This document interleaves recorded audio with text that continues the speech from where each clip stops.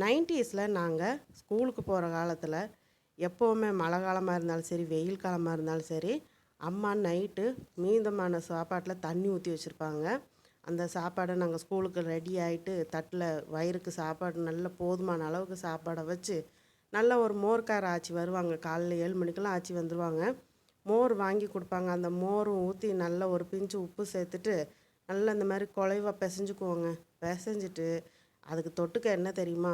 அம்மா நாள் வைக்கிற சாம்பாரோ, புளிக்குழம்போ, மோர் குழம்போ, வத்தக்குழம்போ, என்ன குழம்பா இருந்தாலும் சூடு பண்ணி வச்சுருப்பாங்க. அப்போல்லாம் ஃப்ரிட்ஜு கிடையாது பார்த்தீங்களா? அதனால அந்த குழம்பு வந்து நல்லா சூடு பண்ணி நல்லா சுண்ட வச்சுருப்பாங்களா? நடுவில் அந்த ஒரு குழியில் நல்லா நிறைய குழம்பு ஊற்றிட்டு கூடவே கடையில் போய் அம்மா அப்பளப்பூ வாங்கிட்டு வந்து தருவாங்க. அந்த அப்பளப்பூவை என்ன செய்வோன்னா 5 விரல்லையும் மாட்டிக்குவோம். அது ஒவ்வொரு சமயங்க ஒவ்வொரு அப்பளப்பூ வந்து விரலில் மாட்ட முடியாது.